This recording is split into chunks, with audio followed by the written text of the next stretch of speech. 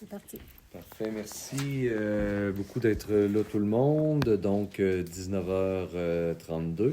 Je vais y aller avec vous pour cette séance extraordinaire d'adoption du budget dans ce jeudi 29 janvier 2026.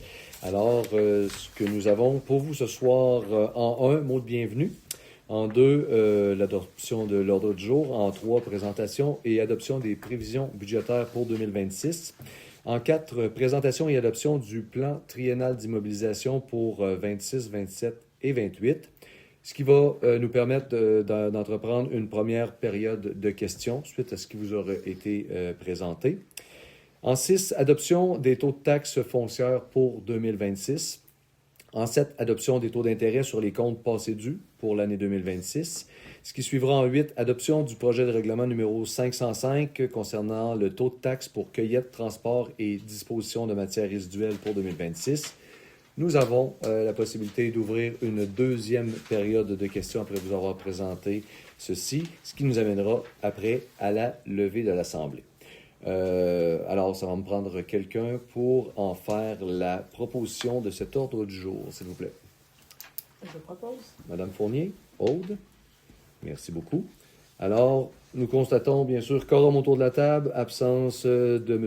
Hubert Provencher qui était déjà prévu. Sinon, Mme Jenny Martineau, conseillère numéro 1, Aude Fournier, conseillère numéro 3, Frédéric Gouin, conseiller numéro 4, Catherine Lemay, conseillère numéro 5 et Stéphane Baudouin sont ici présents, accompagnés de Mme Caroline Nadeau sous la présidence du maire Jean-François Hamel. Alors, pour le mot de bienvenue, j'irai pour, premièrement, faire état des travaux que nous avons faits et pourquoi nous sommes ici ce soir. Juste un petit rappel. En année électorale, la loi nouvellement nous permet d'adopter un budget, non pas le 31 décembre de l'année courante, mais pour donner du temps pour que les nouveaux élus puissent prendre connaissance des finances, des états, tout ça nous permettent d'aller jusqu'au 31 janvier pour adopter un budget. D'entrée de jeu, le Conseil avait déjà décidé de prendre tout le temps qu'on avait besoin pour être capable de se faire une bonne idée, une bonne tête. Donc, c'est pourquoi qu'on est ici exceptionnellement au mois de janvier. Alors, pour ceux qui aimaient les budgets, nous allons vous redonner rendez-vous au mois de décembre cette année. Donc, on va reprendre une année normale.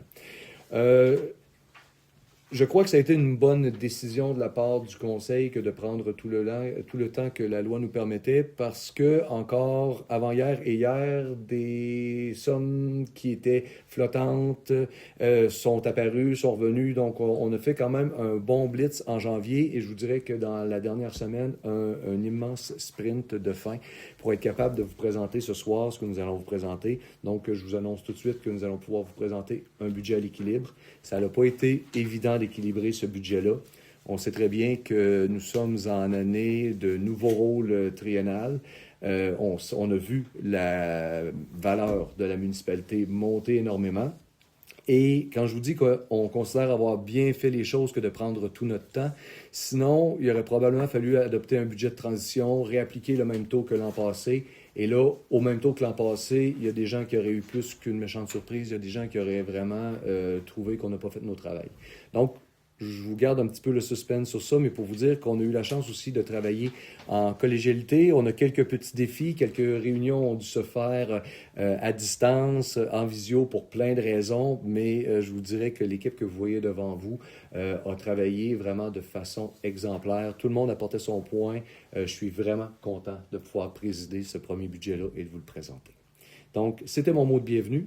Donc, on va pouvoir maintenant passer aux choses petit peu plus sérieuse. Alors, en 2, nous allons passer maintenant à l'adoption de l'ordre du jour. C'est fait. En 3, je vous présente maintenant, et pour fin d'adoption, les prévisions budgétaires 2026. À partir de maintenant, c'est une nouveauté, mais la proposition venait de Mme Fournier. On a décidé de vous donner ceci parce qu'il y a un complément d'information. Peut-être que juste sur la feuille de l'ordre du jour, c'est la même chose, mais on a décidé, en toute transparence, de venir vous donner les chiffres. Donc, ça vous appartient. C'est quelque chose qui, de toute façon, à partir de ce soir, va devenir public et qui va bien sûr paraître dans le jaseur. Alors, pour la présentation et l'adoption des prévisions budgétaires, donc ça va me prendre un proposeur, mais au niveau des recettes, au niveau de l'exercice, nous allons y aller avec un revenu de taxe foncière de 1 403 379 $. Pour ce qui est de la police, une petite augmentation ici encore de 97 360 $ pour la SQ. Pour ce qui est du remboursement de taxes, on a des recettes de 5 500 $. Pour ce qui est des taxes sur les matières résiduelles, on va le voir en détail un petit peu plus loin, mais des recettes de 108 900 $. Pour ce qui est maintenant d'une taxe supplémentaire foncière en cours d'année, bon, ici, il y a des petits ajustements. Si vous avez des questions, ça va vous faire plaisir d'y répondre durant la première période de questions. Donc, une première de 7 000 $ et une deuxième de 700 $. Maintenant, au niveau des autres recettes, au niveau des sources locales, des prévisions est à 93 140 $. Au niveau des transferts inconditionnels, un montant de 87 135. Pour ce qui est maintenant des transferts qui sont conditionnels, on voit apparaître un montant de 2 136 774. Et on vient aussi faire une affectation de surplus. Il restait quand même la possibilité pour le conseil de vous présenter un budget à l'équilibre qui était quand même conservateur et audacieux. C'est les deux termes que je vous donnerai. Et donc, ce qu'on a pu faire, c'est venir s'approprier en affectant une partie des surplus accumulés que nous avions encore à la municipalité. Pour un total des recettes de 4 210 488 $. Je voudrais peut-être juste intervenir, Bien sûr, Jean-François. je vous permets. Dans les recettes, là, on voit que taxe supplémentaire en cours d'année apparaît deux fois. Il y a une erreur. Le premier, c'est taxe supplémentaire en cours d'année et l'autre, c'est police. OK, pour la en police. Cours d'année. Police en cours d'année. Parfait, Ouais. bien merci. Alors, je demanderai à tous les gens de pouvoir le corriger sur leur copie. Donc, c'est la police qui est venue comme ajuster un petit peu son taux à 800 $. C'est bien ça? Oui. Parfait. Ben, en fait, ça, c'est des. On prévoit avoir des revenus pour les gens qui vont. Les gens qui vont payer en cours d'année des taxes en surplus dues à des rénovations ou quoi que ce soit. C'est des montants qu'on prévoit là, avoir, c'est ça. Parfait. Et maintenant, ben, pour être capable de vous présenter un budget à l'équilibre, il y a des dépenses, bien sûr, qui viennent équilibrer tout ça. Au niveau de l'administration générale, un montant de 408 757 $. Côté sécurité publique, un montant de 198 982 $. Pour ce qui est du gros morceau, le transport routier qui revient année après année, 840 938 $. Pour ce qui est de l'hygiène du milieu, maintenant, 182 020 $. Pour ce qui est de l'urbanisme, maintenant, 50 636 $. Loisirs et culture, une augmentation ici à 53 240 $. On a un poste qui est plus autre au niveau surtout des frais de financement. On n'a pas le choix de les prévoir. On va pouvoir vous expliquer un petit peu plus tard qu'est-ce qu'il y en est. Donc, 2 560 $, surtout au niveau des frais de financement, mais qu'on le garde quand même dans les dépenses au niveau des autres dépenses. Et au niveau des immobilisations, ben, vous le voyez ici, une grosse année en immobilisation. On vient faire figurer une dépense de 2 297 750 $. Et au niveau du financement, une dépense également de 175 605 $. Tout ça additionné pour un total des dépenses équivalent au total des recettes à 4 210 488 $. Voilà. Alors, la présentation étant faite, ça me prendrait maintenant quelqu'un pour en faire la proposition de cette présentation. Monsieur Baudouin, Stéphane, je vous remercie.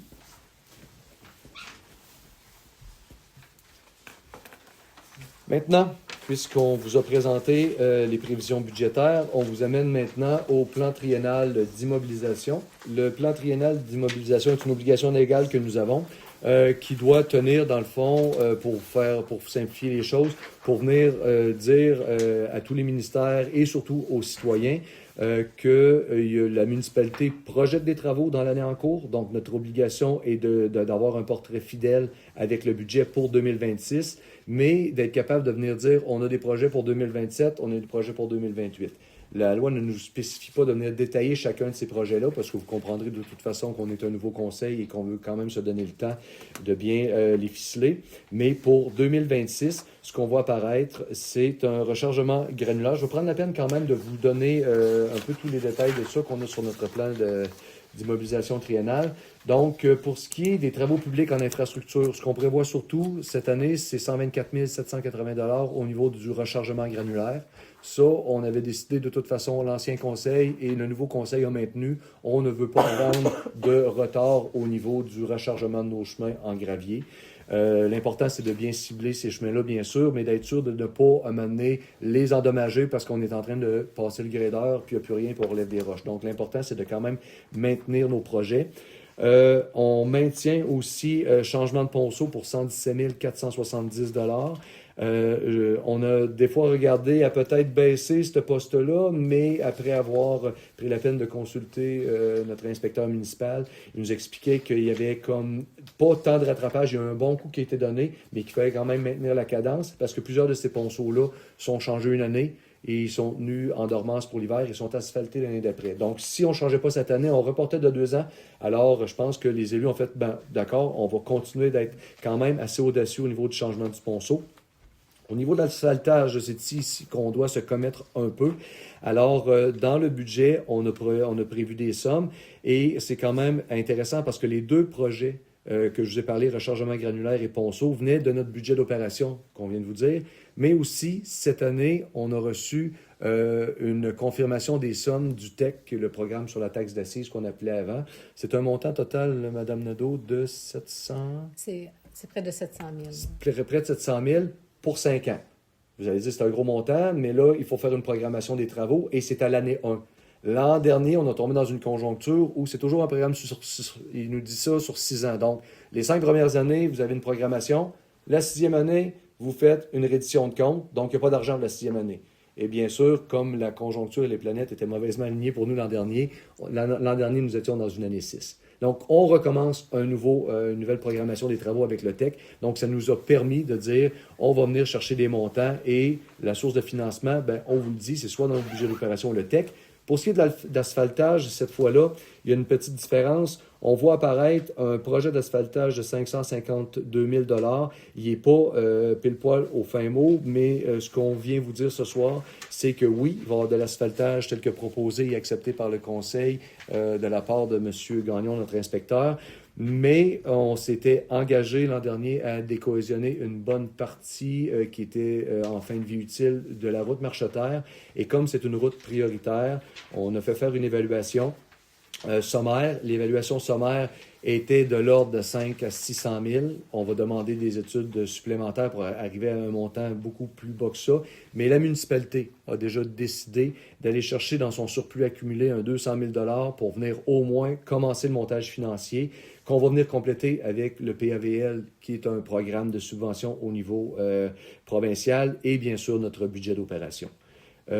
Pour ça, on ne prévoit pas des travaux de l'ampleur du Gosford, je veux rassurer l'auditoire tout de suite, mais on veut quand même dire à nos citoyens que la priorité est ciblée. De toute façon, on vous l'a mis au total, mais si vous mettez l'œil dans le budget détaillé, on est venu affecter quelque chose dans le surplus cumulé pour le marcheterre. Et bien sûr, on termine les travaux publics en infrastructure. Au niveau de la niveleuse, on garde quand même un 18 000 $ à même le budget d'opération. Ça, c'était pour tout ce qui était au niveau des travaux publics. Et après ça, ce qu'on voit en travaux publics, on est venu mettre des montants comme très global, des 100 000, des 500 000, des 20 000, pour se dire, c'est sûr et certain qu'on va affecter quelque chose. Donc, en 2027, la précision va venir vous être transmise. Outre les travaux publics en infrastructure, il y a également l'enveloppe en aménagement et en urbanisme et développement. Cette année, pas de sommes sont prévues en 2026 pour des infrastructures à vocation municipale. Ça peut être plein de choses avec le TEC, mais le Conseil a décidé de bien lire le TEC, de regarder ce qu'on est capable de faire, de ne pas faire avec ces argents-là. De toute façon, notre premier travail sera de s'asseoir ensemble et de faire une planification des travaux. Donc, cette année, on n'a rien mis parce que dans les infrastructures à vocation municipale pour le TEC, la première obligation qu'on a, c'est de s'assurer que notre système d'égout et d'aqueduc est conforme. Là, vous allez me dire, on n'en a pas. Mais ça veut dire que tout ce qu'on a déjà fait avec Grobec pour la vérification des installations septiques va être admissible. Donc, probablement qu'on va être capable déjà d'affecter des sommes, mais on ne prévoit rien de nouveau. Même chose pour les affectations pour des fins d'acquisition. On ne voit rien cette année, mais on a quand même pris la peine en toute transparence de vous mettre ces 2 lignes-là. Pourquoi? Parce qu'en 2027, on prévoit venir chercher dans le TEC à peu près 75 000 pour justement les infrastructures à vocation municipale. Puis là, le terme est un peu vague et c'est un peu voulu, mais dans le programme du TEC, il y a tout ce qui est admissible et non admissible. Et après ça, ce qu'on est venu faire, on est venu dire aussi aux citoyens que pour 2027 et 2028, On veut prendre ce qu'on a comme dans nos surplus affectés pour des fins d'acquisition. Depuis quelques années, on avait réussi dans le temps où on était capable de dégager un exercice financier favorable, il y a de ça quelques années, on avait réussi à venir affecter un 100 000 pour des fins d'acquisition, pour des projets de conservation ou des acquisitions que la municipalité aurait besoin, soit pour ses projets de route bleue ou de préservation ou des choses comme ça, et on n'y a jamais touché. Et moi, je trouvais important de venir dire aux citoyens que cet argent-là, elle existe, elle est déjà affectée, on ne peut pas faire des chemins avec. Elle est vraiment pour des fins d'acquisition. Et on vient vous dire ce soir que 2027 et 2028, le Conseil réfléchit à qu'est-ce qu'on va pouvoir faire avec ces sommes-là. Et si jamais le Conseil décide qu'on ne veut pas aller en acquisition, ça peut être plein de choses, acquérir une berge, on avait peut-être les projets avec l'étang Stater, dire avec la partie M. Dupéré, est-ce qu'il est vendeur ou pas. Donc, on s'était mis de l'argent un petit peu de côté pour négocier. Mais si jamais le Conseil décide de ne pas aller là, on va reprendre ce 100 000-là pour va venir l'affecter ailleurs par résolution. Donc, ce n'est pas de l'argent qui est sonnant dans un compte quelque part, mais au niveau comptable, c'est quand même en toute transparence qu'on vient vous montrer qu'en 27-28, on va faire quelque chose. Au niveau des immobilisations, on a des travaux d'amélioration et de conservation de l'église Holy Trinity. On a déjà un projet avec une architecte. Donc, on a dans notre budget d'opération, on est venu affecter un 60 300 et en 2027, un 37 535. Si vous voulez des explications à ce niveau-là, Mme Nadeau va pouvoir vous revenir sur ça dans quelques instants. Mais grosso modo, on prévoit pour les 2 prochaines années, regarder pour investir un 100 000 pour être capable de, premièrement, un diagnostic sur l'église. On l'utilise, les gens l'utilisent, on continue de la louer, mais on trouvait que c'était de notre responsabilité que de s'assurer que la bâtisse puisse être conforme et aux normes, pas nécessairement la mettre aux normes, mais bien sûr d'être capable de continuer à faire ce qu'on est dedans. Est-ce qu'elle s'est détériorée depuis qu'on a commencé à l'utiliser par bail amphithéotique? Qu'est-ce qu'on a à faire pour la maintenir? Quels sont les plans? Donc, on sait qu'il y avait eu par le passé des projets pour venir la garder plus structurée. On a refait le toit par le patrimoine financier, par le patrimoine religieux. On a fait les fondations, on a étanchéfié tout ça, mais on était rendu à se dire, ça nous prend un audit global. C'est pourquoi vous voyez que la municipalité y va de cette façon-là. Et on y va pas juste avec notre budget d'opération. Cette fois-là, il y a un programme d'entente au patrimoine qui est déjà sur place et on est déjà préqualifié pour ça. Alors, il y a un travail qui s'est fait par l'ancien conseil. Il y a déjà une architecte au dossier. Il nous reste maintenant à reprendre tout ça. On vous présente les chiffres ce soir, mais bien sûr, il y aura la possibilité de collaborer tout le monde ensemble pour voir vraiment à maintenir cet actif-là vivant et bien en forme dans notre municipalité. Et au niveau du travaux d'entretien. C'est beaucoup de travaux d'entretien. Ils ont dit d'architecte, mais il y a aussi et d'entretien. La façade, oui. Tout ce qu'on fait pour être capable de la rendre, là, de la garder selon le patrimoine. Donc, merci de la précision, Mme Fournier. Mme Fournier qui travaille beaucoup sur le dossier. Vous pourrez la questionner à cet effet tout à l'heure. Pour le transport routier, maintenant, au niveau de notre plan triennal, on est venu, au niveau du budget d'opération, affecter une somme de 70 000 $. C'est sur recommandation de notre ingénieur pour sécuriser le ravin de la route La Rochelle du côté de Thibault, on va l'appeler comme ça. On a vu tranquillement la falaise s'approcher dangereusement du ravin. Alors, avant de tout perdre, il y a des actions à poser. Il y a des actions qui ont été entreprises l'an dernier. Il y a déjà des relevés topographiques qui sont sur place, mais on a besoin d'un petit peu plus d'informations. Donc, aussitôt que le temps nous le permettra, notre ingénieur veut revenir, reprendre les plans qui ont été faits, mais là, on va y aller en régie interne. On ne confie pas nécessairement ça à toutes les firmes. On va y aller avec M. Lapointe s'il veut continuer de nous accompagner dans ça. Mais selon son estime à venir, on veut y aller avec un 70 000. Il va peut-être y avoir aussi déplacement, excavation pour être capable de rebaisser le profil, pour être sûr que ça ne soit pas trop abrupt. Donc, on veut la sauvegarder, cette route-là, parce que le pont, il est presque neuf en bas, alors on trouvait que c'était important, à même le budget d'opération. Et pour 2027, on vient vous dire, là, il y a un montant qui est plus spécifique, c'est concernant le pont Proulx. On est venu afficher un montant de 369 400 $. Pourquoi? C'est parce qu'il y a quelques années, ce pont-là, c'est le seul pont qui appartient à la municipalité. On l'a découvert au cours du dernier conseil. Il n'était pas assez grand pour être repris par le MTQ. Il est resté à la municipalité, mais quand on a fait des travaux pour venir stabiliser tout l'ouvrage de maçonnerie, parce qu'il y avait eu un méchant coup d'eau, les ingénieurs ont dit ce pont-là est condamné, nous devons le fermer. À moins que vous fassiez des travaux de réparation temporaire dans le but de le refaire au complet. Mais là-dessus, on va bien sûr aller frapper à toutes les portes, mais ce n'est pas un pont. C'est le seul pont qui échappe à la juridiction du MTQ. C'est un pont que nous devons faire en régie interne. Et l'estimé de l'ingénieur était de l'ordre de 369 000 $. Un pont de 10 Même pas. C'est ça, Là, il est très petit. Donc, c'est quand même l'important pour nous de venir vous le dire. Mais bien sûr, outre notre budget d'opération, on prévoit une source de financement au niveau du PAVL, donc la programmation qu'on venait. Et bien sûr, le TEC va venir, bien sûr, intervenir de ce côté-là. Alors, pour 2026, le plan triennal d'immobilisation, on prévoit un montant total de 942 550. On prévoit du côté de 2027 aller immobiliser encore 1 201 933 et de l'ordre de peut-être 750 000 vers 2028. C'est ce qu'on présente ce soir. C'est pour être capable de nous guider. Ça nous fait un peu une feuille de route dans le futur. Donc, est-ce qu'on a la capacité de payer? On va pouvoir s'y référer le cas échéant. Donc, maintenant que je vous ai présenté le plan triennal d'immobilisation, et tout ça, là, c'est public, là, donc vous pouvez le questionner, vous pouvez en prendre connaissance. Donc, attendu que les municipalités doivent, au plus tard le 31 janvier 2026, adopter le programme triennal d'immobilisation de la municipalité, aussi appelé le PTI, pour les 3 exercices financiers subséquents, conformément à l'article 953.1 du Code municipal. Il est donc proposé par et résolu à l'unanimité d'adopter le plan triennal d'immobilisation 2026, 2027, 2028 tel que présenté par la directrice générale qui m'a demandé de vous le présenter ce soir. Donc, ça me prendrait quelqu'un pour vous le présenter. Oui, M. Gouin-Frédéric. Bon, l'adoption du budget aussi à la page précédente. Parfait, d'accord. C'était Stéphane. C'était Stéphane qui avait proposé. OK, c'est bon. Je m'excuse. Non, J'ai oublié de le prendre en note. Il n'y a aucune faute. Aucune. Donc, on vous a donné plein d'informations. Maintenant, si on arrive au point 5, c'est la première période des questions. La parole est à vous.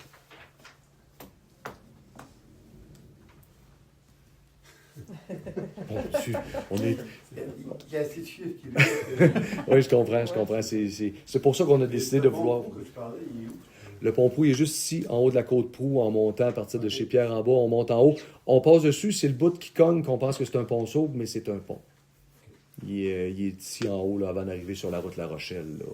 C'est un pont qui, avant, sans qu'il passe nécessairement plus dans l'oubli, mais depuis que la carrière M. Lessard est ici en haut, c'est un peu pourquoi on est obligé, avec la municipalité, de regarder un petit peu plus en profondeur l'importance, la capacité de ce pont-là, et aussi le ravin-La Rochelle, parce que ce sont 2 voies que M.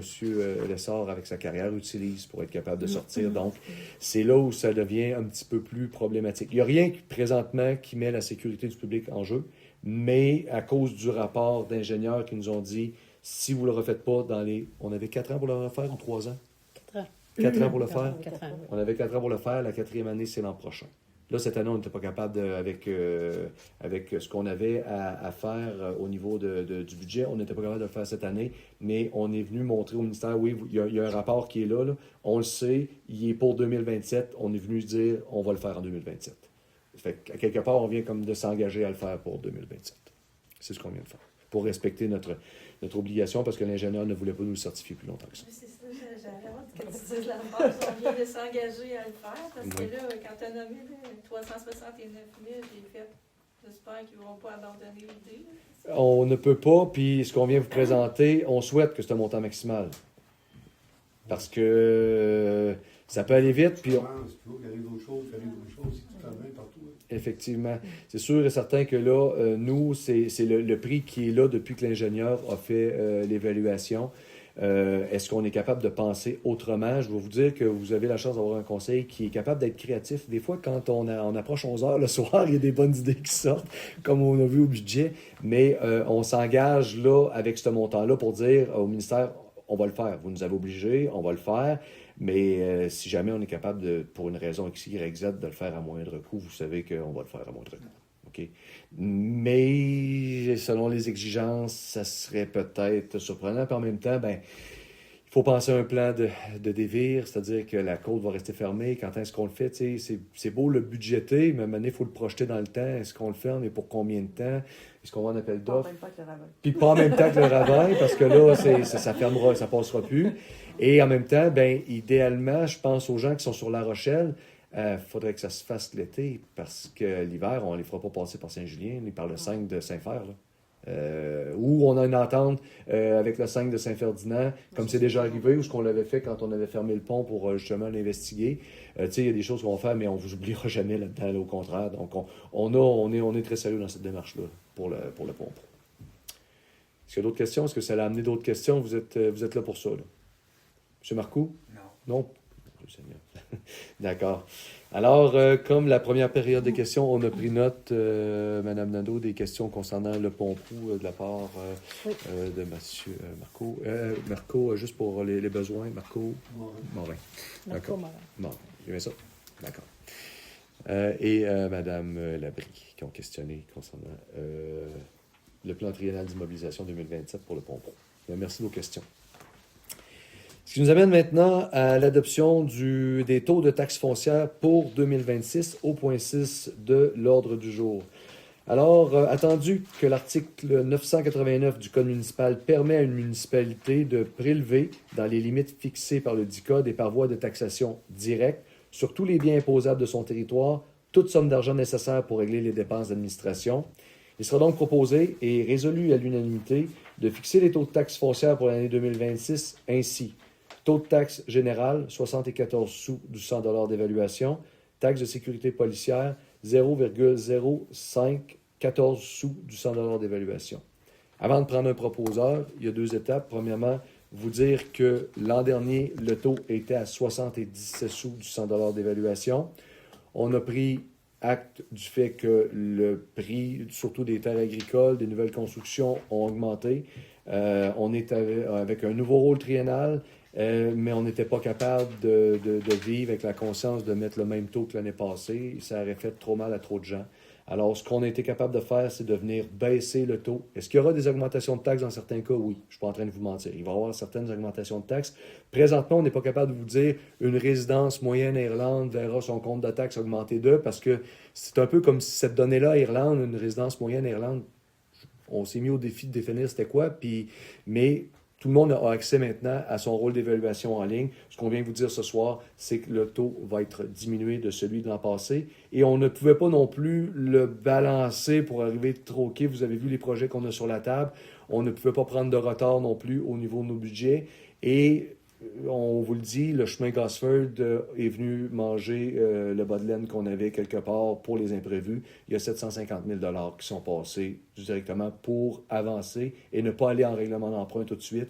Donc, on a déjà un 750 000 $ qu'on avait dans nos comptes, qu'on a été obligé de mettre sur ces travaux-là. Alors, pour être capable de trouver quelque chose, de se donner la latitude et de peut-être essayer de prévoir l'imprévisible, ce soir, les élus vous proposent le taux de taxe générale à 74 sous du 100. Et la sécurité policière, elle était à 7,7 sous du 100 d'évaluation. Mais comme la valeur foncière a augmenté pour toute la municipalité, ça vient baisser légèrement le taux pour la police. Donc, on est plus de gens à se payer les services de la police qui ont monté d'environ 2 000 $. Ils sont passés de 95 à 97 000 pour cette année. Alors, une baisse du taux de taxe générale et une baisse aussi au niveau de la taxe pour la sécurité policière. Donc ça, c'était la première chose que je voulais faire. Et deuxièmement, en toute transparence, puisque c'est lu, je demande aux conseillers, est-ce qu'il y a quelqu'un autour de la table qui demande le vote sur l'adoption du taux de taxe foncière pour 2026? Personne ne demande le vote autour de la table? Donc, dans ce cas-là, merci. Ça prendrait quelqu'un pour proposer l'adoption du taux de taxe foncière pour 2026. Je peux. Madame Lemay? Catherine? Je vous remercie. Donc, il est donc proposé par Catherine Lemay et résolu à l'unanimité de fixer les taux de taxe tels que proposés. Merci beaucoup. Merci de nous faire confiance parce que c'est un exercice qui nous a fait rêver différemment dans la dernière semaine. Maintenant, si vous me permettez de passer au point 7 pour l'adoption du taux d'intérêt sur les comptes passés dus pour 2026. Ça, ici, c'est quelque chose qu'on vient faire à chaque année. Attendu que l'article 981 du Code municipal permet de décréter par résolution, ce que nous faisons ce soir, un taux d'intérêt applicable à toutes les créances impayées à la municipalité.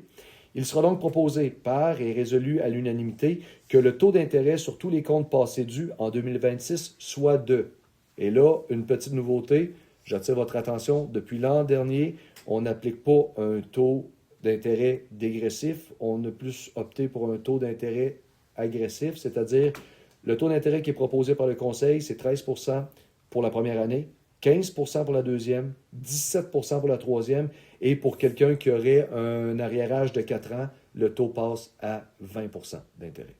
Donc, on avait décidé de s'attaquer aux créances impayées de la municipalité. Bon an, mal an, dépendamment, on va exclure la pandémie, là, mais on était toujours aux alentours de 50-60 000 $ à peu près dans les créances impayées antérieurement.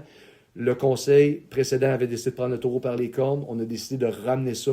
Et depuis l'an dernier, on voit beaucoup d'ententes de paiement, que des gens qui décidaient que ça valait mieux d'attendre 3 ans avant de payer ses taxes. Donc, on s'est dit non, on va y aller de cette façon-là. On était tanné de voir des comptes de taxes qui traînaient de 3, de 4 ans. Je pense que c'est la responsabilité de tout le monde qui sommes ici, tous les citoyens. Il faut être capable de payer nos comptes. Et bien sûr, quand on arrive avant la 4e année, il y a toute une démarche qui a été repaufinée par l'ancien conseil avec la directrice générale. Et habituellement, à la 5e année, c'est presque des saisies pour taxes impayées qui s'en vont au shérif de la MRC. Donc, c'est presque systématique, mais si vous voulez des précisions sur la démarche, c'est rien pour vous dire qu'on trouvait important que les gens fassent leur part. On peut comprendre qu'il arrive quelque chose et on n'est jamais à l'abri de rien, mais dans ce cas-là, c'est la responsabilité du citoyen qui n'est pas dans la capacité de payer son compte de taxes, de venir prendre entente avec la directrice générale. Puis là, je vous rassure tout de suite, les élus, on n'est pas au courant de rien de tout ça. La seule chose qui nous est présentée une fois par année, c'est voici les créances impayées. Est-ce qu'on applique les taux qui sont là? Est-ce que vous voulez qu'il y ait des cas qui s'en aillent au shérif pour vendre, pour taxes impayées? Et c'est la directrice générale qui nous guide dans ça. Donc, c'est pour vous dire qu'on a pris ça très au sérieux, l'ancien conseil, et on continue dans cette voie-là. C'est pas pour être punitif, mais c'est pour vraiment que les gens comprennent que ça ne sert à rien d'attendre 4 ans pour payer.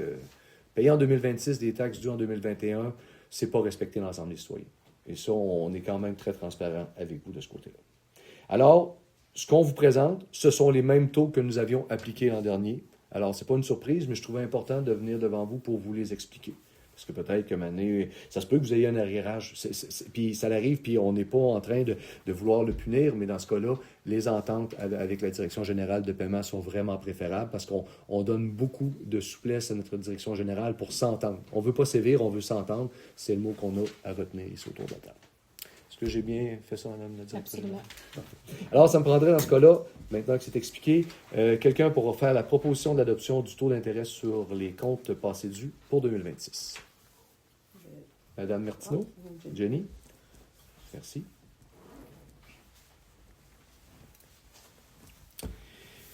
Ce qui nous amène maintenant au point 8, qui est l'adoption du règlement 505. Celle-là, il faut le faire par règlement.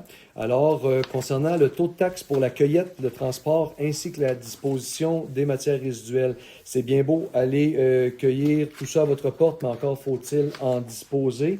Et on a brièvement analysé qu'on n'est pas dans une situation où on baisse, on stagne, même on est encore un petit peu plus haut au niveau de notre production des déchets et la destruction est passée cette année, elle a augmenté de 10 $ la tonne. On est maintenant rendu à 160 quelques dollars la tonne. C'est bien ça?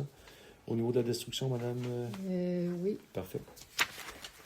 Donc, on est rendu... On a aussi cette feuille-là pour la préparation de tout ça. Je vais y revenir au niveau du... on adopte le règlement, puis après ça, je reviens un petit peu sur ces taxes-là, puis je vous parle de certaines petites choses que nous avons sur cette feuille-là à vous proposer. Donc, le règlement 505 se lit comme suit. Attendu que conformément au règlement municipal portant le numéro 428, il y a lieu de fixer une taxe afin de pourvoir aux dépenses de cueillette, transport et disposition de matières résiduelles pour l'année 2026. Attendu que le conseil municipal désire se prévaloir de l'article 244.7.1 de la loi sur la fiscalité municipale relative à la tarification des biens et services municipaux pour exploitation agricole enregistrée. Attendu que cet article permet d'exiger une taxe ou une compensation aux propriétaires ou occupants d'un immeuble compris dans une exploitation agricole enregistrée. Attendu qu'à la séance ordinaire du 8 décembre dernier 2025, Frédéric Gouin, conseiller au siège numéro 4, a donné un avis de motion à l'effet que tel règlement serait adopté à une séance ultérieure, donc ce soir. Il est proposé donc par M. Frédéric Gouin et résolu à l'unanimité qu'en vertu du présent règlement, une taxe soit fixée pour le service de cueillette de matières résiduelles d'une exploitation agricole enregistrée ayant déjà une taxe résidentielle sur le même service. C'est une nuance qui est importante de venir mettre à notre règlement. Et que le numéro 505 fixant les taux de taxes pour les matières résiduelles pour l'année 2026 soit adopté ainsi. Les matières résiduelles, résidence, commerce, chalet, exploitation agricole enregistrée, 200 $. Si vous vous posez la question, ça veut dire que dans le cas du maire, celui qui vous parle, il y a un 200 $ qui s'affecte pour sa maison et il y a aussi un 200 $ pour son entreprise agricole qui est enregistrée. Parce qu'à un moment donné, une question d'équilibre et d'équité, les entreprises agricoles, on ne peut pas dire qu'on ne produit pas un volume de déchets. Alors, on trouvait que c'était important de vous le présenter ainsi. Alors, puisque M. Gouin en a déjà fait l'avis de motion, la proposition est donc entérinée.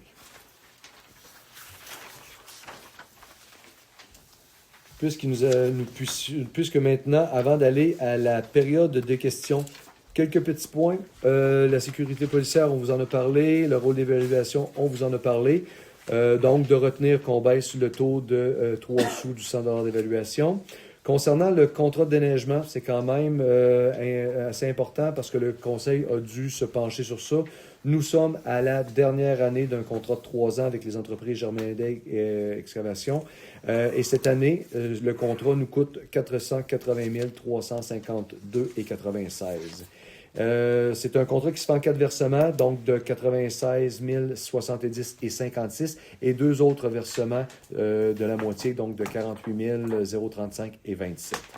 Il y a des petits contrats qui viennent se joindre à ça, c'est-à-dire qu'il y a une partie de la route Chrétien qui est faite plutôt par Coleraine, parce qu'au lieu de faire le tour, puisque ça ferme au niveau de la route du Puy, c'est Coleraine qui déneige une partie de notre territoire. L'estimation est à 6 876. Et il y a également une partie de la route du Sceau que Saint-Ferdinand fait sur notre territoire pour aller faire son coin. On parle de 90 mètres, là, on parle de quelque chose, mais c'est quand même important de vous dire que ça nous coûte 670 $. Donc tout ça, vous comprenez maintenant qu'il y a une bonne partie de notre budget qui va au déneigement. Et cette année, on a un service qui est bon et qui est mis à rude épreuve. On a quand même un hiver un peu caractéristique. Pour les matières résiduelles, on vous a parlé du contrat 2026, ce qu'on vient d'adopter, ce que ça coûte. 46 716. Il y a encore une fois pour la route Chrétien une petite estimation qu'on doit à Coleraine pour qu'ils viennent cueillir nos déchets sur la route Chrétien, 2115 $. Et on a bien sûr, pour ce qui est des gros rebuts, à chaque année, on a mis un budget de 16 000 $. Là où ça fait un peu plus mal, et je vais apporter votre attention, c'est au niveau de ce que je vous disais précédemment, au niveau de l'enfouissement des déchets. L'an dernier, la tonne enfouie était à 151,61 $. Cette année, 154,61 $, pardon, et cette année, elle est à 163,89 $. Donc, un bond de presque 10 $ la tonne. On est obligé d'estimer à peu près sur l'année précédente et on estime environ que Irlande produit environ 250 tonnes de matières résiduelles par année. Donc, 250 tonnes à 163,89 $. C'est pourquoi on est allé fixer une dépense de 40 975 $. Il y a bien sûr quelques petits frais pour être membre de l'éco-centre. Il y a un 3 000 $. Donc, si on additionne tout ça, cueillir les déchets, la partie Coleraine, les gros déchets, les enfouir, l'éco-centre, on a un total de matières résiduelles de 108 806 $.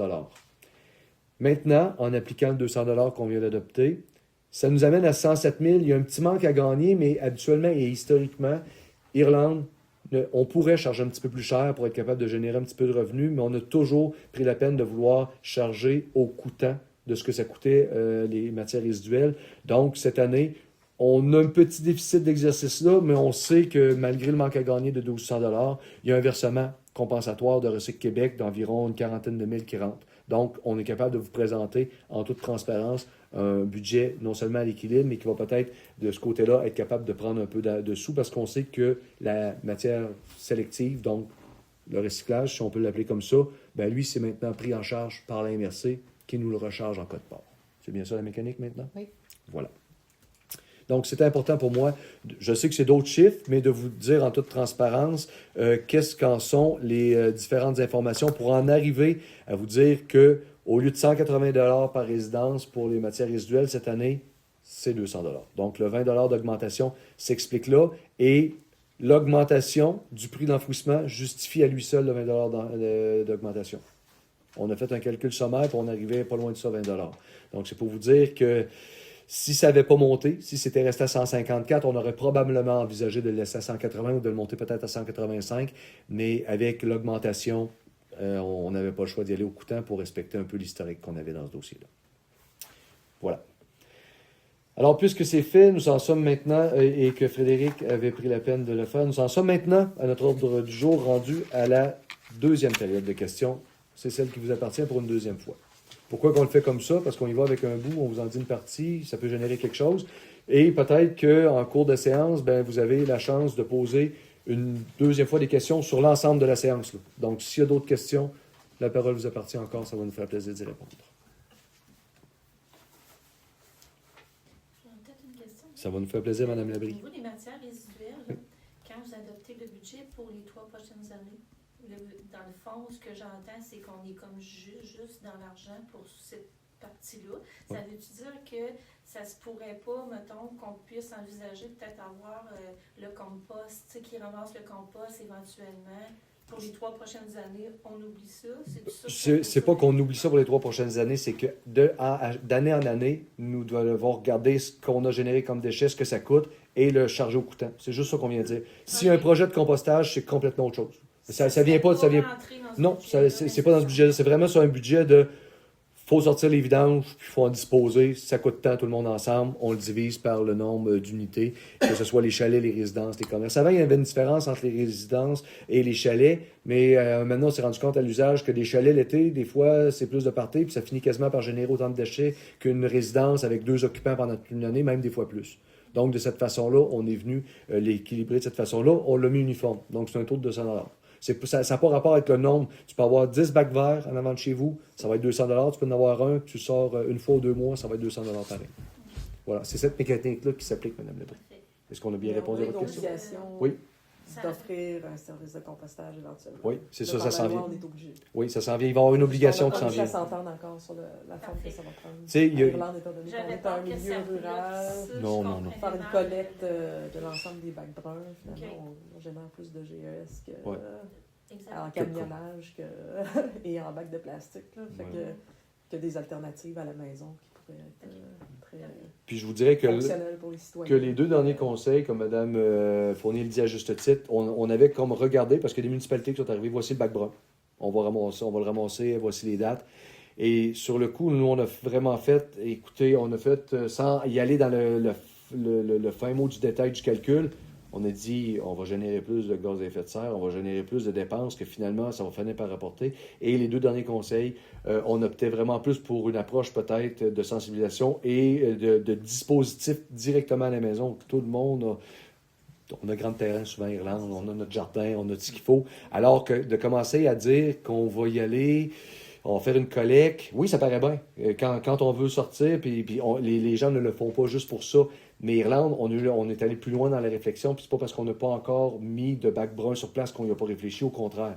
On a été pionniers, même dans les années, début des années 2000, à dire on va mettre des initiatives de compostage à la maison, et c'est plus vers là qu'on va aller. Et des initiatives, là, on en a vu, on en a scanné dans les 8 dernières années plusieurs, mais il n'y en avait aucune qui était encore capable de répondre exactement à ce qu'on voulait. Mais on n'a pas, loin de nous, l'idée de ne pas adresser ce dossier-là. Au contraire, là, ça reste quand même une priorité du Conseil. Ben, merci pour votre question, c'est très apprécié. On est obligé aussi. Oui, c'est ça, il y a l'obligation légale de... C'est important aussi. Oui. C'est pas mal. Si tu as un bac brun chez vous, mais tu fais ton compostage, tu mets dans ton jardin, le bac brun, il va servir à rien. Ben, il va servir à brasser le compost, mais il va quand même falloir payer pour une collecte pareille, même si on ne le met pas sur le bord du chemin. Si on ne le prend pas, ça va être insultant de recette. Ben, effectivement. Non, c'est un mot où on s'est questionné là-dessus, et je vous dirais qu'en tout cas, l'orientation, puis là, j'ai hâte d'entendre les élus là-dessus quand on va reprendre le dossier, mais on était vraiment plus, au lieu de dire voici le bac brun qu'on vous dépose puis qu'on vous charge par vos taxes, bien, regarde, voici l'initiative qui vous permettrait de peut-être améliorer votre compost à la maison. C'est facile de dire on a un coin de jardin pour on envoie ça là, mais des fois, si tu veux avoir une valeur ajoutée à ton compost, il y a d'autres alternatives aussi qu'on est capable de vous fournir au même coût, puis même peut-être pour moins cher aussi. Donc, on est un peu à regarder tout ça de cette façon-là. Mais parce que s'il te l'oblige, le bac brun, qu'on compose ou qu'on ne compose pas, On va le payer pareil, ben, si je comprends bien. Mais on n'a pas l'obligation d'avoir un bac brun. On a l'obligation de démontrer qu'on composte et qu'on détourne du site d'enfouissement les matières putréceptibles. C'est ça notre obligation. Est-ce que je m'exprime bien, Mme Fournier? Donc, on a l'obligation de démontrer au ministère qu'on ne jette pas nos pelures de bananes dans le dépotoir. Puis qu'on fait un tri. Puis je vous dirais que même présentement à la MRC, il y a un gros travail qui se fait et je vous dirais que les maires ne sont pas tous d'accord. Ils veulent que les gens soient encore plus responsables pour leur recyclage. Puis, sans faire peur à personne, là, m'amener dans un projet de règlement, on était quasiment à la police du bac bleu, là, pour aller voir si vraiment là-dedans, c'est toutes des affaires qui se... Parce que ce qu'on se rend compte, c'est que quand ça arrive dans les chaînes de tri, souvent, il y a trop encore de matières qui sont déclassées et qui s'en vont quand même au dépotoir. Mais je vous rassure tout de suite, les maires sont en train de regarder une alternative. Là, tu sais, les polices des vidanges, il me semble que ça fait la petite vie un peu trop. Là, puis ça ne nous tentait pas d'aller nécessairement vers là. Mais c'est plus qu'une obligation qu'on a. Là, c'est un souci là, et c'est une exigence légale qu'on a à faire. Mais vous voyez, des belles questions. Des fois, il y a pas de... toutes les questions sont bonnes. Ça amène cette réflexion-là. Donc, les citoyens, est-ce que vous avez d'autres questions? Vous êtes satisfaits? Parfait. Bien, jusqu'à maintenant, puisque aucune autre question semble poindre, il serait maintenant temps de proposer et de résoudre à l'unanimité de lever l'Assemblée. Il est présentement 20h18. Ça prendrait un proposeur, une proposeur. Madame Martineau, je me retourne instinctivement vers vous. Donc, Madame Jenny Martineau résout à l'unanimité de lever à 20h18. Alors, ben, je vous remercie d'avoir été des nôtres. C'est vraiment apprécié que vous soyez là. Donc, vous revenez lundi prochain, ça vous tente. Séance ordinaire du Conseil de février. Voilà. Ça va aller vite. Merci beaucoup.